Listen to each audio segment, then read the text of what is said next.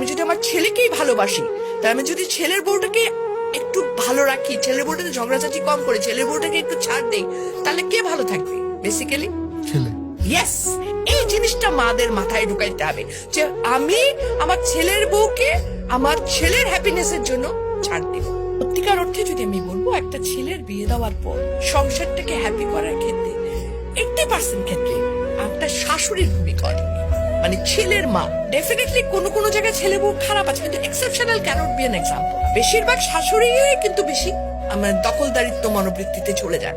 এখানটায় যদি ওনারা একটু ছাড় দিতে পারেন, ওনারা যদি একটু মনে করেন যে না, একটা যখন আমি আমার মেয়ের জামাইকে বলছি কি যে আরে আমার মেয়ের জামাই কত ভালো, আমার মেয়েকে কিছুই করতে দেয় না, সারাদিন অফিস থেকে এসেও সে মেয়েকে রান্নায় হেল্প করে। আর ছেলের ব্যাপার হলে তখন আমরা বলতো কি ছেলের বউ সারাদিন ঘুমায় থেকে আমার পোলা আসে রান্না করে খাওয়ায়। একই মানুষ কিন্তু আমরা দু রকমের মনোবৃত্তিতে যাচ্ছি, তাই না? এই জায়গা থেকে আমাদের মেয়েদের বেরিয়ে আসতে হবে।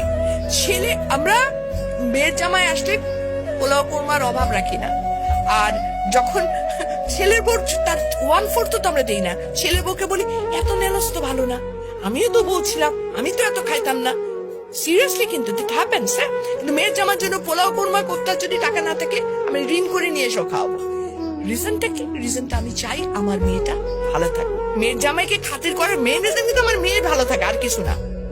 আরেকটা জিনিস আমি সরি, আমরা বড়রা যদি ছাড় দিতে পারি, আমরা বড়রা যদি একটু উদার ভাবে চলি, আমরা বড়রা যদি একটু হলেও আচ্ছা ঠিক আছে ওটা এত এত হিটলারি নিয়মে না যাই, আমি শাসিত হয়েছিলাম তখন অতএব তুমিও শাসিত হবে এরকম থেকে, তাহলে কিন্তু ছেলের বউটা অটোমেটিকলি অনেকটা চেঞ্জ হয়ে যাবে।